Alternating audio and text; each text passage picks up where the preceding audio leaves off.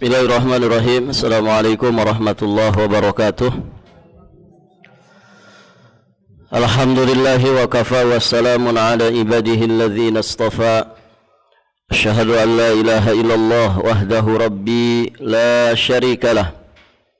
Wa asyhadu anna Muhammadan abduhu wa rasuluh, amma ba'd. Allahumma inna nas'aluka ilman nafi'an, rizqan thayyiban, wa amalan mutaqabbala. Ya hayyu ya qayyum birahmatika nastaghith.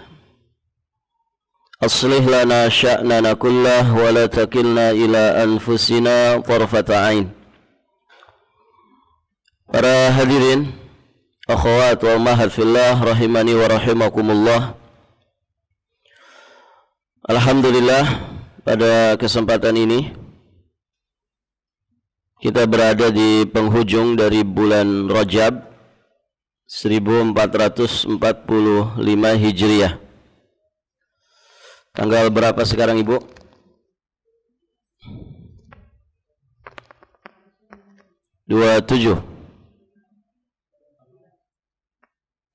Tanggal berapa Rajab?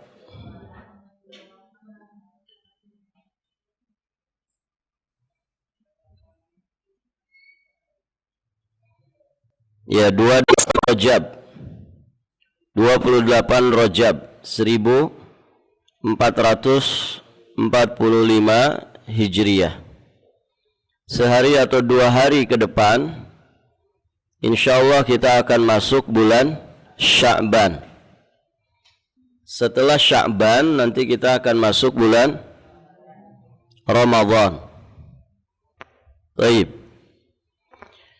Para ulama mengumpamakan bulan Rajab itu adalah bulan menanam.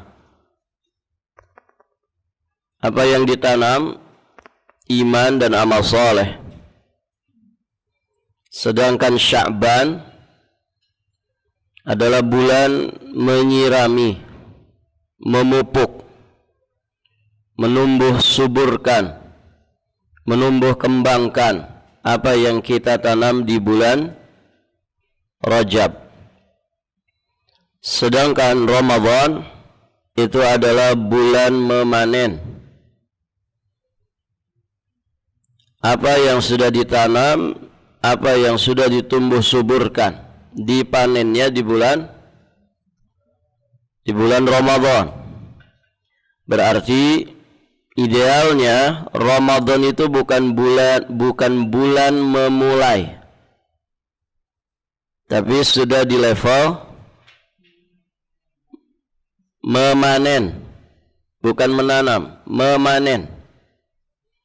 Berarti orang yang punya persiapan setidaknya di bulan Rajab, kemudian dia maksimalkan lagi di bulan Sya'ban, ketika dia nanti masuk bulan Ramadan, itu levelnya sudah di level orang yang menikmati, merasakan lezatnya kesibukan beribadah kepada Allah Subhanahu wa ta'ala. Orang yang tidak punya persiapan, biasanya segala sesuatunya dimulai saat dia sudah masuk Ramadan. Tentu ini kondisi yang tidak mudah. Dia baru mulai tadarus Quran, dia baru mulai sholat di malam hari, dia baru mulai berpuasa, semua baru mulai. Akhirnya banyak yang kemudian tidak tahan dan tidak bertahan, sehingga mereka kalah sebelum sampai garis finish, tumbang di tengah jalan. Ada yang begitu, Bu? Orang yang masuk bulan Ramadan tumbang di tengah jalan, belum selesai Ramadan, Al-Quran sudah tidak dibaca lagi, tarawih sudah ditinggalkan. Barakallahu fikum. Kebaikan-kebaikan sudah mulai pada luntur, terlebih di 10 terakhir Ramadan. Nah, ini fenomena yang sering kita lihat, fenomena yang sering terjadi di sekitar kita. orang-orang yang kalah di bulan Ramadan sebelum mereka menyelesaikan ya Ramadan itu sendiri. Maka kalau ditanya kenapa bisa seperti itu, jawabannya apa? Kenapa mereka pada tumbang di tengah jalan? Jawabannya apa, Bu? Ya, karena mereka minim persiapan, sehingga tidak punya kesiapan. Ibarat kata orang olahraga tidak ada pemanasan. Barakallahu fikum. Maka ibu yang dirahmati Allah, sukses dan tidaknya kita dalam mendulang pahala dan keberkahan Ramadan sangat bergantung sekali dengan matang dan tidaknya persiapan kita. Nabi sallallahu alaihi wa alihi wasallam beliau bersabda, "If'alul khaira dahrakum wa ta'arradu li nafahati rahmatillah, fa inna lillah nafahatun min rahmatih yusibu biha man yasha'u min ibadihi, wa sallallahu an yastura awratikum wa an yu'ammana rawatikum." Nabi sallallahu alaihi wa alihi wasallam beliau bersabda, lakukanlah kebaikan sepanjang masa kalian. Allahumma shayyiban nafi'an. Allahumma shayyiban nafi'an. Lakukanlah kebaikan sepanjang masa kalian dan pasanglah, posisikan diri kalian untuk mendapatkan nafahat, untuk mendapatkan gelombang rahmat Allah. Karena sesungguhnya Allah Subhanahu wa taala memiliki banyak nafahat dari rahmatnya yang Dia anugerahkan kepada siapa saja dari para hamba-Nya yang dikehendakinya. Memohonlah kepada Allah agar aib-aib kalian ditutupi dan agar rasa takut kalian dirubah menjadi rasa aman. Perhatikan hadis yang mulia ini. Nabi memerintahkan kita untuk memantaskan diri supaya mendapatkan gelombang rahmat Allah. Nah, Ramadan itu merupakan sebesar-besarnya gelombang rahmat Allah. Maka semestinya kita memposisikan, memasang jiwa raga kita untuk mendapatkan gelombang rahmat Allah tersebut. Jika tidak, tentu alangkah besarnya kerugian yang akan kita dapatkan. Nabi sallallahu alaihi wasallam ketika menjelaskan Lailatul Qadar yang ada di bulan Ramadan, kata Nabi sallallahu alaihi wasallam, "Man hurima khairaha faqad hurim." Siapa yang terhalang dari kebaikannya, maka dia terhalang dari seluruh kebaikan. Dia terhalang dari banyak kebaikan. Jadi Ramadan tidak boleh disia-siakan. Kita mesti memantaskan diri untuk mendapatkan semua fadilah, semua keistimewaan, semua keutamaan dari bulan Ramadan. Caranya bagaimana? Punya persiapan. Karena sejatinya ketidaksiapan dalam menyambut Ramadan merupakan salah satu bentuk meremehkan perintah. Hal itu tentu berdampak kepada kelemahan untuk menjalankan kewajiban, dan itulah hukuman bagi orang yang tidak memiliki persiapan atau kurang matang di dalam persiapan. Baik, ibu-ibu yang dirahmati Allah, ya, hidup ini semuanya adalah persiapan. Hari-hari biasa, bulan-bulan biasa, kita semua rata-rata sebagai muslim sedang mempersiapkan diri. Betul, Ibu? Hidup ini kan semuanya persiapan. Persiapan untuk apa?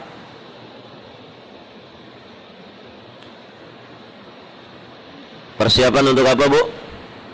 Ini mic-nya kedengaran nggak? Tes 1. Kedengaran ya? Hidup kita ini isinya persiapan. Persiapan untuk apa?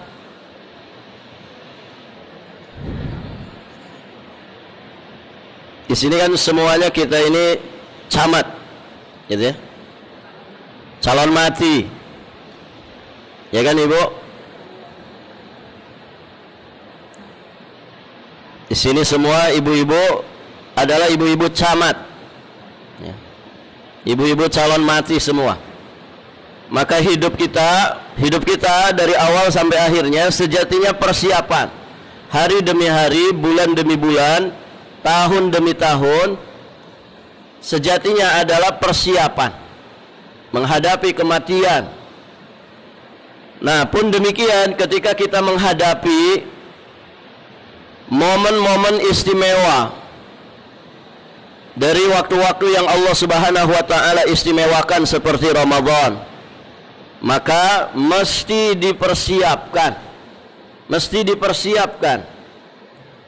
Kalau persiapan kita minim, persiapan kita kurang maksimal, na'udzubillah, jangan sampai kita jadi pecundang. Kita akan menjadi orang-orang yang kalah ya sebelum kita mencapai garis finish dari Ramadan. Orang cerdas itu Ibu yang paling bagus persiapannya, ya kan? Orang yang cerdas menghadapi Ramadan adalah orang yang paling cerdas, orang yang paling bagus persiapannya. Itu Nabi SAW,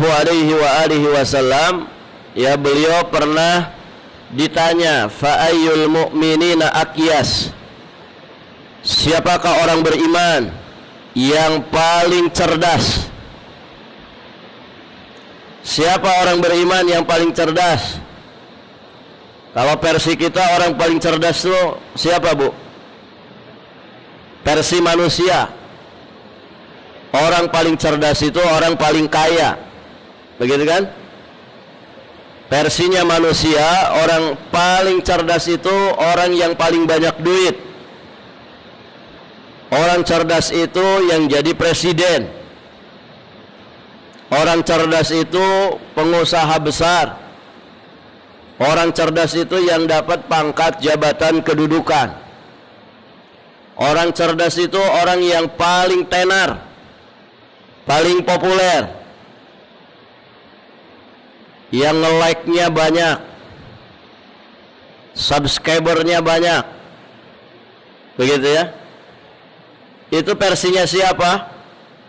Manusia.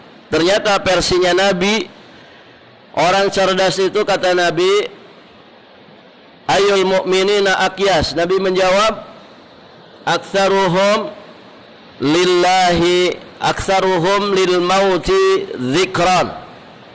Orang paling cerdas itu adalah orang yang paling banyak mengingat mati. Itu orang paling cerdas. Orang yang paling banyak mengingat mati. Orang yang banyak mengingat mati tidak akan terfitnah, tidak akan terlena dengan dunia. Kemudian Nabi melanjutkan, wa aktsaruhum lima ba'dahu wa ahsanuhum lima ba'dahu isti'dadan. Mukmin paling cerdas itu juga adalah mukmin yang paling bagus, yang paling baik persiapannya untuk menghadapi kehidupan setelah kematian. Orang yang banyak ingat mati biasanya mendorong dia untuk membekali diri semaksimal mungkin. Beda dengan orang yang ingatnya hidup. Nah, kita tinggal tanya ke diri kita masing-masing. Banyak mengingat kehidupan atau banyak mengingat kematian? Kalau kita banyak ingat hidup, itu kesonohnya itu tulul amal, panjang angan-angan. Kalau orang sudah panjang angan-angan, maka yunsil akhirah, dia akan melupakan akhirat. Itu orang yang banyak mengingat kehidupan. Nah, yang diperintah Nabi banyak mengingat mati. Aksiru zikra hadzimin ladzat. Perbanyaklah oleh kalian pemutus segala kelezatan, yakni al-maut. Orang kalau banyak ingat mati, maka kesananya adalah qasrul amal, pendek angan-angan. Orang yang pendek angan-angan, insya Allah akan menjadikan dia fokus kepada kehidupan akhirat. Itu.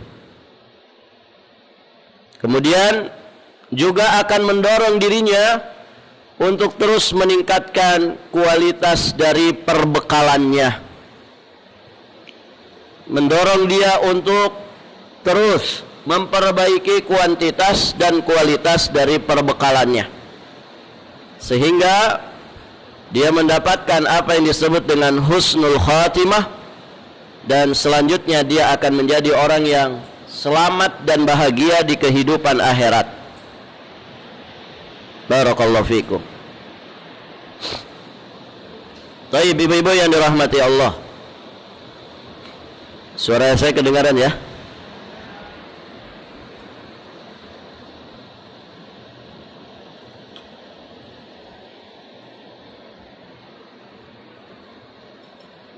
Kita lanjutkan.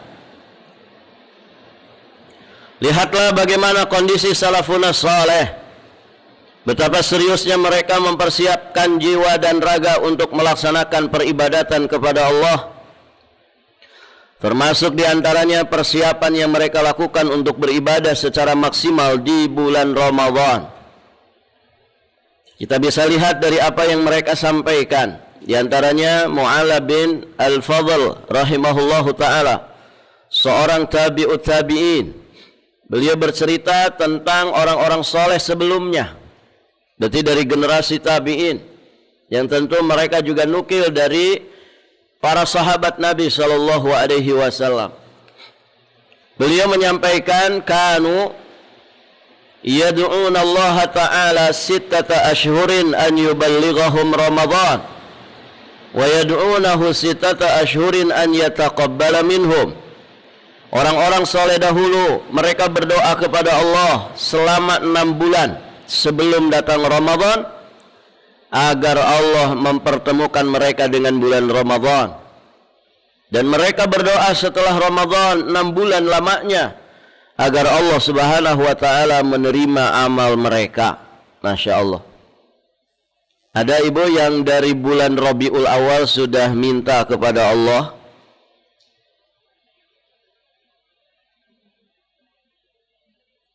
sudah minta kepada Allah subhanahu wa ta'ala supaya dipertemukan Ramadan. Ada bu?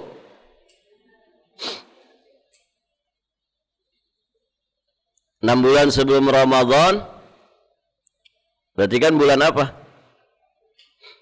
Rabiul Awal. Rabiul Awal. Ada yang di Rabiul Awal sudah ingat Ramadan?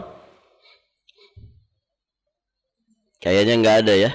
Yang ngomong aja mungkin nggak ingat. Ya. Ini salafun saleh dari kalangan sahabat tabi'in, punya persiapan yang begitu maksimal. Jadi 1 tahun itu mereka bagi 2. Setengah tahun setelah Ramadan mereka meminta kepada Allah supaya diterima amal solehnya. Kemudian setengah tahun sebelum masuk Ramadan, mereka meminta disampaikan kembali usia mereka ke bulan Ramadan dalam keadaan yang terbaik. Maka dinukilkan dari seorang tabi'in yang bernama Yahya bin Abi Katsir rahimahullahu ta'ala, ya, di antara doa mereka yakni para salaf sebelum masuk Ramadan, Allahumma sallimni ila Ramadan wa sallim li Ramadan wa tasallamhu minni mutaqabbala. Ya Allah, sampaikanlah aku ke bulan Ramadan dan sampaikanlah Ramadan untuk diriku, serta terimalah dariku amal-amalku pada bulan Ramadan. Udah hafal doa ini, Bu? Baik, kita lanjutkan. Nah, itu doa yang dinukil dari seorang tabi'in bernama Yahya bin Abi Katsir, yang ini menunjukkan betapa seriusnya mereka ya di dalam mempersiapkan jiwa raga mereka untuk mendapatkan sesuatu yang maksimal dari bulan Ramadan. Taib, ibu-ibu yang dirahmati Allah, semoga apa yang kita mintakan kepada Allah, Allah mengijabahnya. Kalau nanti kita sampai lagi di bulan Ramadan, berarti doa-doa kita diijabah. Taib, ibu yang dirahmati Allah. Nah, di sini kita ringkaskan persiapan menjelang Ramadan. Ringkasan persiapan menjelang Ramadan. Banyak sekali poin-poin yang dijelaskan oleh para ulama terkait dengan persiapan untuk menyambut datangnya bulan Ramadan. Yang kesimpulannya, poin-poin tersebut intinya dua. Ada yang sifatnya persiapan batiniyah, maknawiyah. Ada persiapan yang sifatnya zahiriyah atau hissiyah. Ada persiapan lahir, ada persiapan batin. Taib, ibu-ibu yang dirahmati Allah.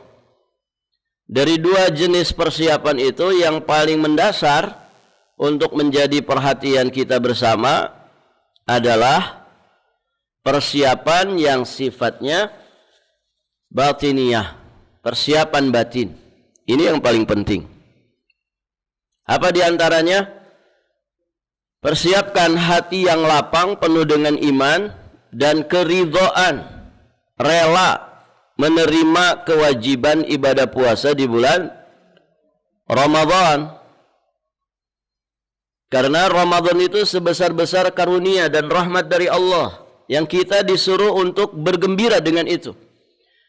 Di surat Yunus ayat 58 Allah berfirman, "Qul bi fadlillahi wa bi rahmatihi fabidzalika falyafrahu huwa khairum mimma yajma'un." Katakanlah, dengan karunia Allah, dengan rahmat Allah, dengan yang demikian itulah hendaknya kalian bergembira. Itu lebih baik dari apa yang mereka kumpulkan dari harta. Kita disuruh bergembira dengan karunia dan rahmat Allah. Ibu yang dirahmati Allah, di antara sebesar-besar karunia dan rahmat Allah adalah Allah menganugerahkan bulan Ramadan kepada kita. Makanya Ramadan juga dikenal Syahrul Rahmah, bulan yang penuh dengan rahmat Allah. Kemudian selain kita bergembira, berlapang dada, maka siapkan juga iman. Siapkan juga yang namanya keridhaan untuk menerima beban syariat di bulan Ramadan, puasa sebulan penuh. Barakallahu fikum. Kenapa mesti persiapan iman? Karena memang hanya orang beriman yang mampu menjalankan kewajiban ini. Sehingga ketika Allah mewajibkan ibadah puasa, yang dipanggil adalah orang-orang beriman. Ya ayyuhalladzina amanu kutiba alaikumus syiyam kama kutiba alal ladzina min qablikum la'allakum tattaqun. Al-Baqarah 183. Ini persiapan. Jangan seperti sebagian orang masuk Ramadan tuh sumpek hatinya. Apes saya kalau bulan Ramadan, nggak bisa jualan, nggak bisa bebas bergerak, ya, loyo, lemes, lemah, begitu ya. Barakallahu fikum. Ahli maksiat malah merasa dia tidak leluasa untuk maksiat. Orang yang punya bisnis hiburan merasa itu bulan apes kami. Nauzubillah, bagaimana seorang mukmin kemudian dadanya sempit, batinnya sumpek ketika mau menjelang masuknya Ramadan. Nah, ini bermasalah imannya. Justru orang beriman merindukan bulan Ramadan. Baik, ibu-ibu yang dirahmati Allah. Sebagian malah terang-terangan, saya itu belum beriman, makanya saya enggak puasa. Itu yang ngomong gitu Muslim. KTP-nya Islam. Ketika enggak puasa ditegur, kenapa enggak puasa Anda? Anda kan bukan wanita haid, bukan orang gila, bukan orang sedang sakit, bukan juga musafir. Kenapa enggak puasa? Dia baca ayat tadi Al-Baqarah 183. Hafal ayatnya, tapi dia pahami versinya sendiri. Jadi katanya kan ini yang dipanggil orang beriman. Kalau saya memang belum beriman, jadi nggak wajib puasa. Nauzubillah wal iyadzubillah. Taib, persiapkan iman, persiapkan batin kita, lapangkan dada kita untuk menerima perintah dari Allah, menjalankan kewajiban ibadah puasa di bulan Ramadan. Baik. Yang kedua, berdoa kepada Allah agar dipertemukan kembali dengan bulan Ramadan dalam kondisi yang sebaik-baiknya, sehat lahir dan batin. Tadi doanya sudah kita nukilkan. Kemudian senantiasa menjaga keikhlasan, meningkatkan kualitasnya dengan memperbaiki niat dan memperkuat azam di saat melaksanakan perintah dan menjauhi larangan. Baik, ibu-ibu. Di surat Muhammad ayat 21 Allah berfirman, "Fa idza azzamal amru falau sadaqullah lakana khairan lahum." Apabila telah tetap perintah, di sini perintah perang misalkan, mereka tidak menyukainya. Ini orang-orang kafir, orang-orang munafik, ketika ada kewajiban Allah tetapkan, seperti kewajiban berperang, termasuk kewajiban ibadah puasa Ramadan, mereka enggak suka, merasa terbebani, merasa sempit batin mereka. Fa idza azzamal amru, namun jika mereka benar imannya terhadap Allah Subhanahu wa taala, falau sadaqullah lakana khairan lahum. Jika mereka benar imannya terhadap Allah, niscaya yang demikian itu lebih baik bagi mereka. Jadi mengazamkan tekad, membulatkan niat di dalam hati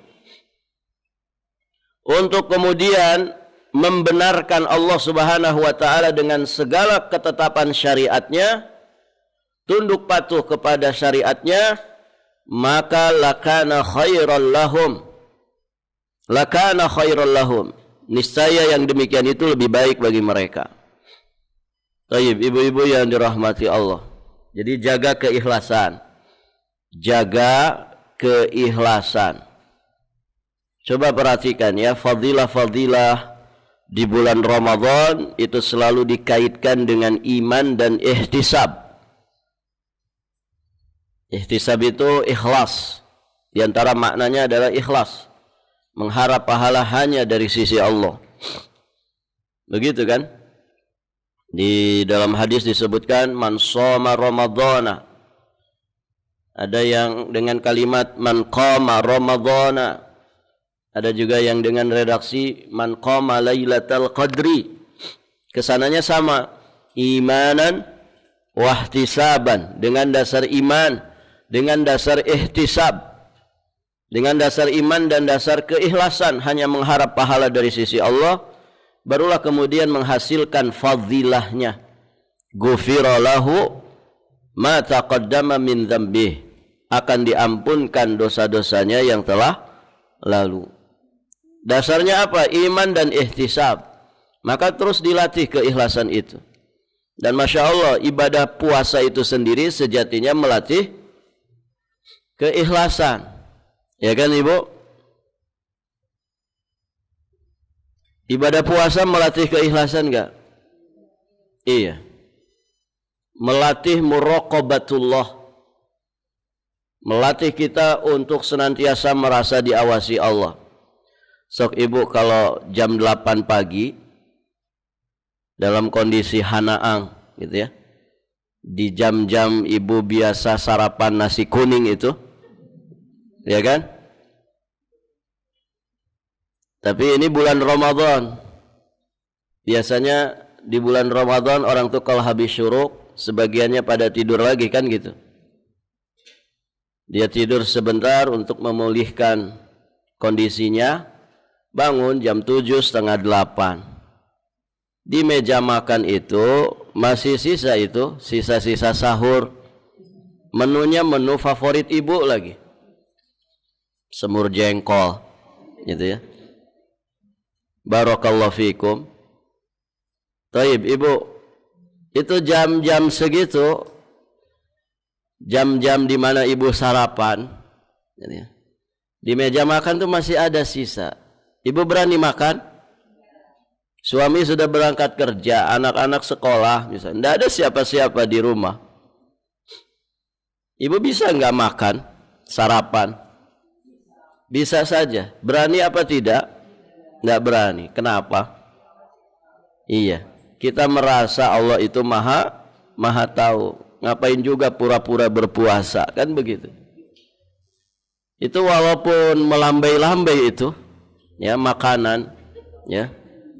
Yang kemudian disambut dengan bunyinya perut kita, ya, barakallahu fiikum, tapi kita enggak berani. Allah maha tahu walaupun di rumah enggak ada siapa-siapa. Orang wudu waktu zuhur, sedang terik-teriknya matahari, tenggorokan kering, orang tahunya kita sedang wudu. Di antara wudu ada kumur-kumur.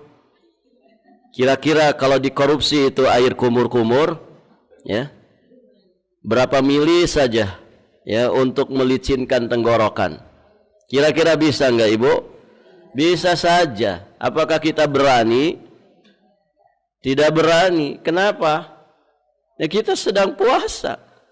Allah maha tahu tidak? Maha tahu. Ya kan? Kita yang sudah belajar, sudah ngerti iman, sudah ngerti tauhid, sudah ngerti asma dan sifat Allah, pasti nggak berani. Beda kalau dulu masa-masa kecil, masa-masa di sekolah, begitu ya. Di rumah mah seperti puasa, sahur, ikut sahur, gitu ya, buka ikut buka. Padahal di sekolah makan bareng sama teman-teman nakal, ya. Barakallahu fikum. Itu kan dulu mungkin masih kecil, belum ngerti.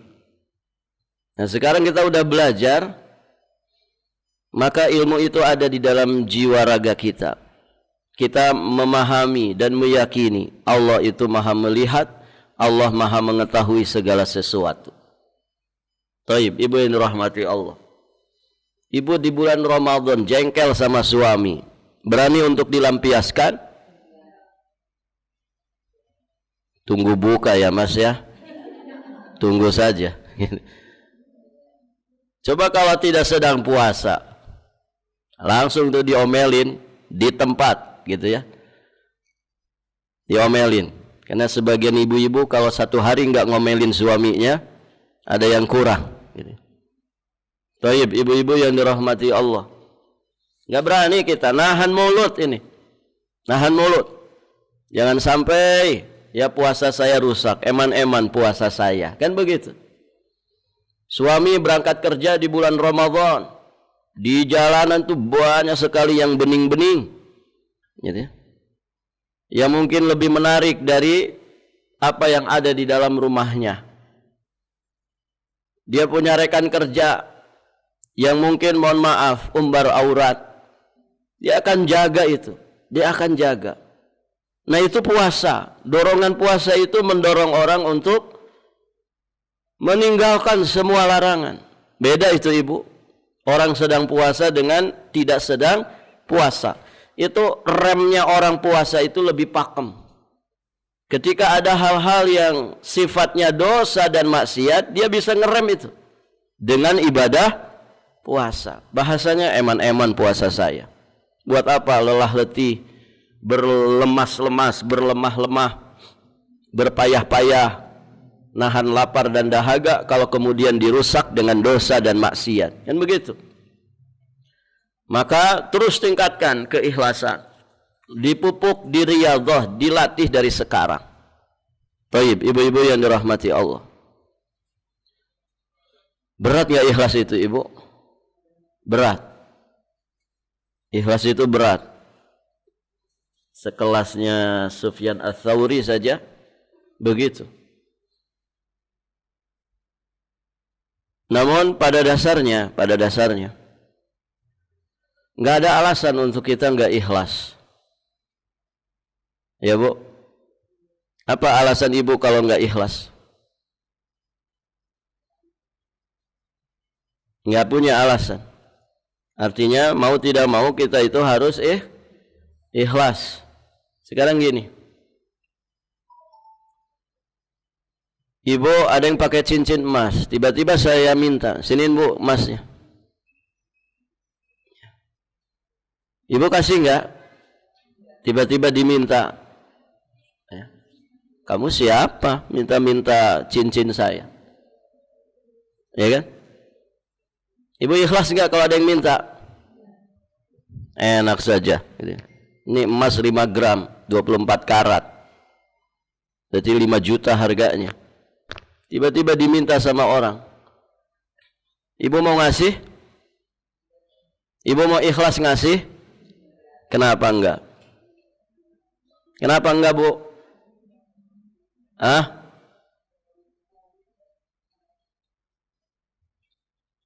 Ayo ibu yang punya cincin, siniin cincinnya.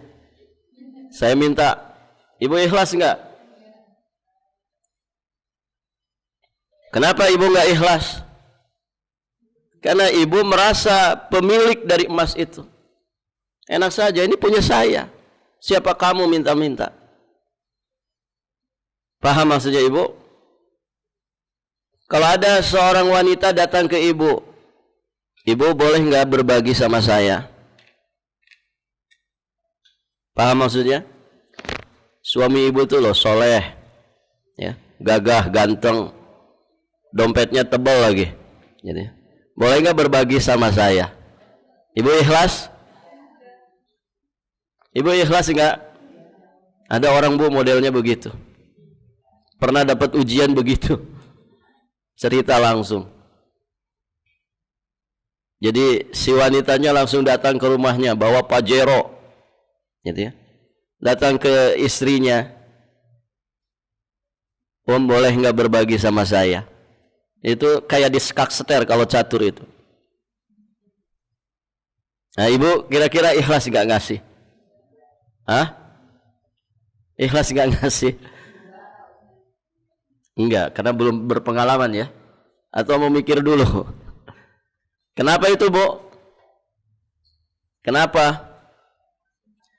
Karena ibu merasa memiliki suami ibu.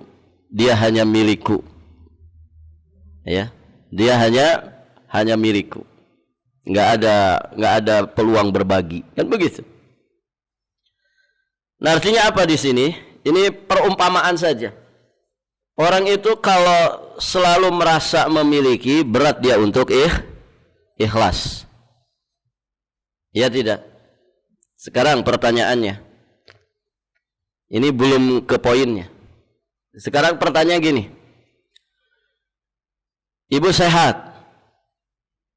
Ibu sehat, Bu? Sarehat enggak ini? Sehat, alhamdulillah. Sehat itu pemberian dari siapa? Allah. Ibu saat ini masih hidup? Masih ada usia? Masih ada umur? Itu umur pemberian siapa? Allah. Ibu punya harta? Ibu punya harta enggak? Jangan pura-pura miskin, Bu, ya. Ibu punya harta? Punya. Harta itu pemberian siapa? Allah. Ya. Sekarang begini. Ibadah itu membutuhkan perjuangan dan pengorbanan. Kita korban waktu. Ya tidak? Sedang sibuk dengan dunia, harus sempatkan sholat. Korban waktu tuh. Korban tenaga tidak? Iya. Korban pikiran? Iya. Korban harta? Iya. Sehat kita gunakan untuk beribadah. Harta kita keluarkan untuk mewujudkan peribadatan. Baik. Tadi kita sudah menyadari semua itu pemberian dari Allah. Ketika Allah meminta sebagiannya yang sejatinya juga untuk kepentingan diri kita sendiri, terus kenapa kita nggak ikhlas? Ibu pakai cincin bukan milik ibu, diminta sama pemiliknya, ibu marah? Marah nggak ibu? Bu, nitip cincin nih, saya punya cincin 5 gram, titip ya sama ibu. Nanti Jumat depan saya mau ambil. Jumat depan saya ambil, Bu, cincin saya kemarin mana? Saya mau ambil. Ibu marah nggak? Ibu marah nggak? Ibu ikhlas ngasih? Kenapa ikhlas? Karena ibu nggak merasa memiliki. Itu miliknya Abu Yaman. Sok silahkan. Ya, kalau dia ngambil, ya silahkan uang milik Anda. Paham maksudnya? Jadi kalau kita nggak bisa ikhlas kok aneh. Ya, udah capek-capek saya, nggak ridho saya, capek saya. Ini loh, harta ini jerih payah saya, peras keringat saya, banting tulang saya. Kenapa harus dikeluarin 2,5%-nya? Loh, itu milik siapa? Anda jangan merasa memiliki. Nah, kalau sifat ini ada pada diri kita, Ibu, bahwa kita yakini segala sesuatu itu milik Allah. Ketika kita korbankan dalam rangka mewujudkan ubudiyah kepada Allah, akan ringan kita melepaskannya. Kenapa? Karena kita merasa semuanya milik Allah. Umur, harta, kesehatan, semuanya milik Allah. Kenapa enggak ikhlas? Kenapa tidak ikhlas? Sedekah, kenapa enggak ikhlas sedekah? Ya. Toh harta yang kita berikan itu milik Allah. Tadinya juga kita enggak punya harta kok. Ada yang lahir sudah punya harta, Bu? Itu kan versinya kita saja. Secara keduniawian, kita ngaku-ngaku saja sebagai pemiliknya. Aslinya semua itu pemberian dari Allah. Wong kita masuk ke alam dunia, lahir ke alam dunia enggak bawa apa-apa. Nah, ini konsep supaya kita ringan ini hati untuk ikhlas, ridho, tunduk patuh terhadap syariat Allah Subhanahu wa ta'ala. Puasa juga demikian. Kalau orang itu ikhlas, ringan puasa itu.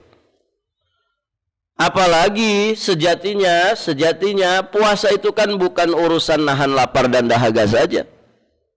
Terlalu banyak kasih sayang Allah memberikan kemudahan dalam syariat ibadah puasa ini. Puasa itu, Ibu, bukan berarti kita nggak makan, nggak minum kan? Cuman dipindahin saja jadwalnya. Ya. Sarapan dan makan siang diganti jadi sebelum subuh, namanya sahur. Kemudian makan ketiga itu diganti saat buka puasa maghrib. Orang kadang di bulan Ramadan lebih banyak makannya dibandingkan ketika dia tidak puasa atau ketika dia di bulan yang lain. Ya tidak, Ibu? Ada orang, Ibu, sahur itu kalau nggak ketemu nasi nggak bisa. Ya, sahurnya 2 piring. Ini jamak takdim katanya. Menjamak sarapan dan makan siang. Nanti pas giliran buka puasa, Masya Allah, kurma 3 biji, kurmanya kurma majol lagi, ya. Belum ote-otenya, jalang kote, ya. Belum tahu isinya, risolnya, baru kolaknya. Habis maghrib ketemu sama temannya, sudah makan belum? Apa jawabannya? Belum. Kenapa? Belum ketemu nasi, ya. Belum ketemu nasi. Menjelang tarawehan dia makan berat tuh, makan benerannya, makan nasi. Nanti habis tarawehan, capek saya Ustadz tarawehan, imamnya panjang sekali, sampai lapar lagi saya, ya. Sebelum tidur makan lagi dia. Masya Allah. Itu kan artinya masih makan. Mindahin jadwal makan saja. Walaupun esensinya bukan itu, ibadah puasa itu. Jadi semuanya mudah. Semuanya mudah. Kenapa orang nggak bisa puasa? Kok nggak ikhlas puasa? Nggak ikhlas menghadapi bulan Ramadan. Na'udzubillah, Ramadan seperti musibah, ya. Ramadan seperti beban berat, ya, yang ada di atas pundaknya. Mana iman, mana akal sehat kita, ya. Nah itu ibu-ibu yang dirahmati Allah. Jadi orang itu akan mudah ikhlas kalau dia tidak merasa memiliki. Kalau ibu merasa memiliki, ya mohon maaf, selama-lamanya kita susah ikhlas. Ya, kalau ibu jadi orang kaya, maka ibu akan jadi orang kaya yang seke, gitu ya. Pelitnya minta ampun. Kenapa? Karena merasa memiliki. Ini loh jerih payah saya, ini banting tulang saya, ya. Berat karena merasa memiliki. Ibu, kalau ada orang mati, apa yang kita ucapkan? Innalillahi wa inna ilaihi raji'un. Nah orang itu taunya ngucapin aja, nggak ngerti dalamannya ini apa sih. Apa rahasia kalimat ini? Ini kan pengakuan sejujur-jujurnya, pengakuan yang tanpa ada bantahan sedikit pun di dalamnya, bahwasanya kita ini benar-benar milik Allah, jiwa raga kita milik Allah, apa yang ada pada diri kita seujung rambut sampai seujung kaki milik Allah, apa yang ada di sekitar kita milik Allah. Terus ketika kemudian Allah memintanya hanya sebagian saja. Allah minta sholat itu kan 24 jam, cuman 5 waktu dari 24 jam, yang kalau digabung paling 50 menit, nggak sampai 1 jam dari 24 jam. Kenapa orang nggak ridho dengan ketetapan syariat ini? Allah minta puasa itu kan bukan 12 bulan. Allah hanya minta 1 bulan. Itu pun mindahkan jadwal makan saja, bukan berarti sama sekali nggak makan. Allah minta haji itu seumur hidup sekali saja. Allah minta zakat itu kalau harta kita memang sampai nisab, kemudian sudah berlalu satu tahun, berlalu haulnya, itu pun tidak dikeluarkan semuanya, hanya 2,5%. Kenapa orang nggak bisa? Kenapa orang nggak rela, nggak bisa mengikhlaskan? Nah itu ibu-ibu yang dirahmati Allah. Jadi kuncinya jangan pernah merasa memiliki. Jangan pernah merasa memiliki. Semua itu pemberian dari Allah. Maka kalaupun semuanya kita pasrahkan kepada Allah, toh Allah yang menjadi pemiliknya, bukan kita. Kita diciptakan oleh Allah, diadakan oleh Allah, kita dikasih fasilitas oleh Allah. Ya, seharusnya orang itu ringan untuk ikhlas. Ya. Baik, ibu-ibu yang dirahmati Allah. Kemudian berikutnya bersungguh-sungguh dalam bertaubat kepada Allah. Memperbanyak istighfar. Bersihnya jiwa dan raga dari noda dosa akan meringankan perjalanan spiritual di bulan Ramadan dan juga di bulan-bulan yang lainnya. Orang bersih hati itu ringan gak ibu? Ringan. Tidak pernah ada ganjelan. Ya kan? Bersih hatinya. Si fulan mah bersih hatinya.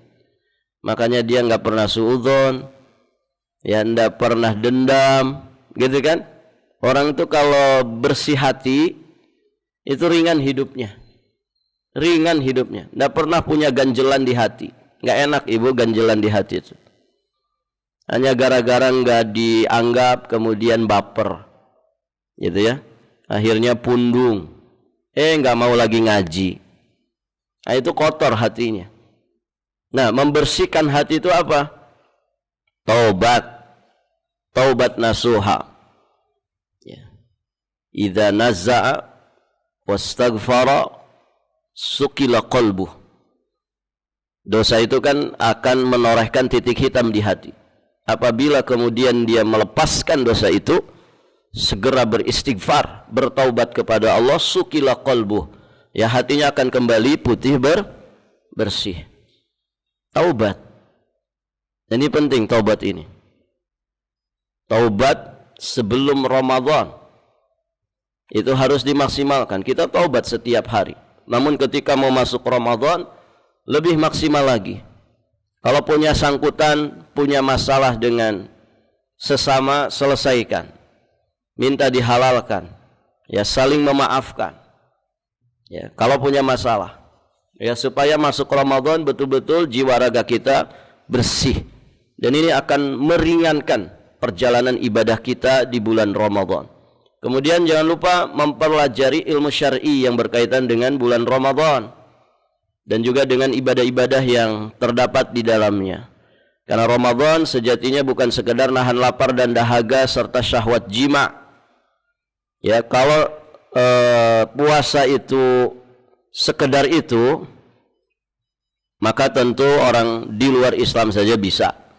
Ya, sebagaimana dikatakan oleh Maimun bin Mihran, ahwanus syam tarkut ta'am wasyarab. Seringan-ringannya puasa adalah sekedar meninggalkan makan dan minum. Puasanya orang beriman itu bukan ini saja. Bukan sekedar nahan lapar, nahan dahaga. Tapi punya esensi yang sangat luar biasa. Bagaimana kita meraih derajat ketakwaan di sisi Allah. Maka ilmu ini menjadi pembimbingnya. Makanya Imam Ahmad juga mengatakan al-ilmu la ya'diluhu syai' liman sahhat niyatuh. Tidak ada amalan yang menandingi menuntut ilmu syar'i bagi orang yang benar niatnya. Ilmu itu enggak ada tandingannya ketika niatnya benar. Rabi'ah Ar-Ra'i rahimahullahu ta'ala juga beliau mengatakan al-ilmu wasilah ila kulli fadilah. Ilmu itu merupakan wasilah untuk meraih segala fadilah, segala keutamaan. Maka berilmu dulu, berilmu. Nah, disinilah ibu, kenapa saya ngambil satu pertemuan ini, ya, sebagai pengingat dan peringatan bagi kita semua untuk memiliki persiapan dan kesiapan. Mumpung masih ada waktunya 1 bulan ke depan. Dibaca kembali, dibuka-buka kembali hal-hal yang terkait dengan Ramadan, supaya kita punya bekal ilmu. Ya, tentu orang yang menjalankan Ramadan dengan dasar ilmu akan beda kualitasnya dengan orang yang menjalankannya tanpa dasar ilmu. Barakallahu fikum. Di situ juga ada persiapan zahiriyah, hissiyah. Ibu baca saja sendiri ya. Nanti ada, saya nukilkan juga makna dari Ramadan, kemudian hikmah yang bisa diambil dari makna-makna tersebut. Ini silakan dibaca, semoga menjadi bekal ya untuk kita menyambut datangnya Ramadan dalam kondisi yang terbaik. Baik Ibu, sampai di sini. Insya Allah Jumat depannya kita biasa ngaji tafsir lagi, dan insya Allah sebagaimana yang direncanakan nanti di bulan Ramadan kita insya Allah tetap ngaji Bu ya, tapi mungkin online saja ya, ngajinya online saja dan fokus di pembahasan tafsir. Jadi nanti kalau Muzammil selesai berarti lanjut ke surat berikutnya. Hari Kamis ya yang sudah ditetapkan. Insya Allah setiap hari Kamis, mungkin jam 9 sampai jam 10. Kita pilih online ya supaya ibu-ibu tetap di rumah saja, di rumah masing-masing, tidak banyak warawiri ya, sehingga bisa maksimal ya di dalam memanfaatkan waktu ya untuk tadarus dan untuk melakukan amal-amal sunnah yang lainnya. Baik, Ibu yang dirahmati Allah, sampai di sini pelajaran kita semoga bermanfaat. Baik, Ibu yang dirahmati Allah, sampai di sini dulu pelajaran kita. Mohon izin sebelum saya tutup, saya mau menginformasikan saja, semoga menjadi bahan informasi yang baik buat ibu-ibu. Tadi malam saya rapat dengan beberapa ustadz, ada 3 ustadz, kemudian beberapa ikhwah. Kita rapat agenda baksos ke pedalaman. Insya Allah awal bulan Maret, hari Jumat. Jadi awal Maret hari Jumat berangkatnya, pulang malam Senin insya Allah.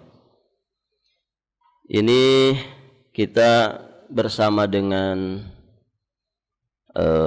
grup namanya RTJ, OTJ, Off-Road to Jannah ya. Kebanyakannya orang-orang PHM, orang total dulu ya.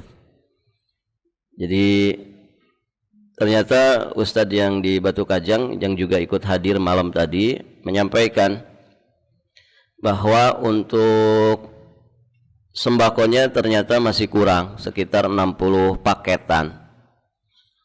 60 paket. Jadi beliau itu sampai di telepon, di WhatsApp, dihubungi sama orang-orang pedalaman. 6 kepala desa ngubungin beliau, 9 kepala desa. Nah, dana yang sudah terkumpul untuk sembako hanya untuk 3 desa saja ya, sekitar 300 paket, dan itu baru terkumpul 200 sekian paket saja, kurang sekitar 60 paket sembako.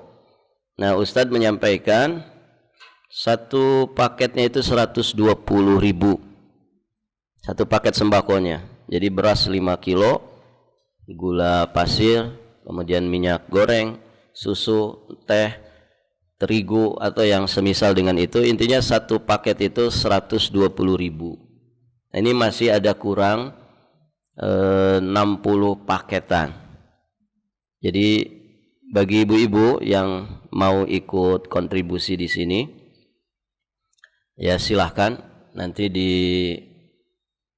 mungkin saya mohon izin ya, di panitia disimpan dulu, maksudnya dikumpulkan dulu. Kalau memang ada yang mau ikut menyumbang silahkan. Namun dari rapat itu usahakan sebelum tanggal 25 Februari ya. Sama juga pakaian bekas. Dulu Baitul Ilmi sempat ngasih banyak sekali, alhamdulillah. Itu ternyata ibu sangat dibutuhkan sekali ya. Sangat dibutuhkan sekali pakaian bekas. Bahkan kalau ada yang punya koper mungkin bekas umroh tidak kepake juga nggak apa-apa kata ustadznya, diangkut saja. Kenapa? Karena orang di pedalaman itu ibu nggak punya lemari mereka.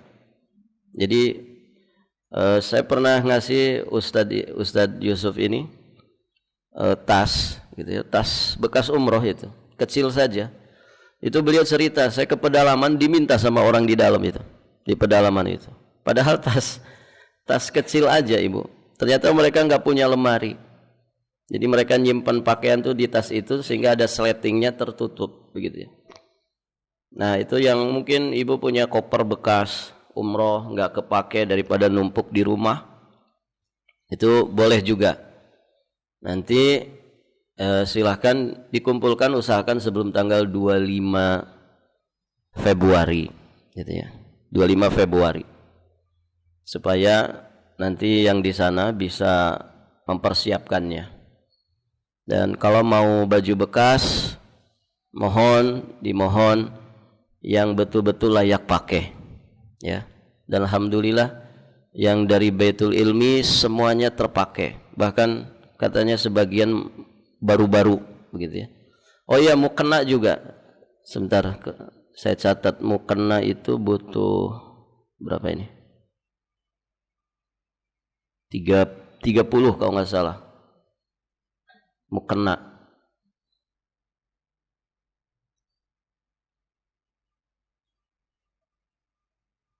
Iya, mukena. Ya sekitar 30 mukena. Ya. Kalau lebih bagus ya. Tapi minimalnya 30. Itu ibu ya. Ini sekedar informasi saja. Ya silahkan bagi ibu yang ingin ikut andil di dalam kebaikan ini ya. Silahkan nanti dikoordinasikan, dikumpulkan mungkin di sini saja di panitia. Nanti bisa hubungi saya kalau sudah ada yang terkumpul, bisa hubungi. Nanti insya Allah mungkin dijemput sama tim. Insya Allah kita 10 mobil ya, mobil off-road semua. Nanti juga ada tim dokter karena insya Allah ada pengobatan gratis. Ada sunat juga, cuman tenaga medisnya nggak ada gitu ya. Jadi yang minta sunat itu di pedalaman ibu sampai 90 anak.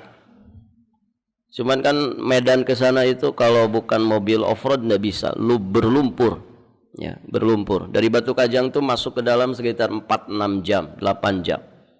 Jadi kita nginep di dalam. Taib. Nah ini juga mumpung momennya sebelum Ramadan, ya semoga harta kita diberkahi Allah Subhanahu wa taala. Itu ibu ya. Jadi untuk paket sembako 120.000 per paketnya. Masih membutuhkan sekitar 60 paket. Yang mau nyumbang mukena, syukur-syukur baru, kalaupun bekas masih layak pakai. Karena Ustadz itu pengalaman dapat 12 karung ibu. Setelah disortir cuma 2 karung saja yang layak. Nah ini tentu miris ya kalau ada model begitu. Akhirnya numpuk nggak karu-karuan. Karena memang seperti sampah. Nah itu nggak kita inginkan. Tapi alhamdulillah yang dari BI ya saya tanyakan kan, alhamdulillah bagus semua, itu kepake semua. Jadi Ustaz pernah dapat dari tempat lain, dari 12 karung cuma 2 karung ya. Baik, ibu yang dirahmati Allah. Sama buku-buku saku katanya juga boleh ya. Buku-buku saku saja, jangan buku-buku tebal ya. Karena ya kita saja ibu yang hari-hari belajar kalau suruh baca buku tebal susah nggak ibu? Susah. Nah, buku saku saja yang ringan-ringan, kalau mau disumbangkan juga boleh. Itu bu ya, untuk informasi, semoga bermanfaat. Semoga Allah Subhanahu wa taala memberkahi harta kita semua. Nanti kalau memang ada ya bisa hubungi saya dulu ibu ya. Kalau untuk dana nanti bisa langsung ditransfer ke Batu Kajang sana. Jadi kalau misalkan ada barang, ya insya Allah nanti dijemput sama tim yang dari Balikpapan. Baik ibu, sampai di sini kita akhiri dan kita tutup dengan doa kafaratul majlis. Subhanakallahumma bihamdika asyhadu an la ilaha illa anta astaghfiruka wa atubu ilaik. Assalamualaikum warahmatullahi wabarakatuh.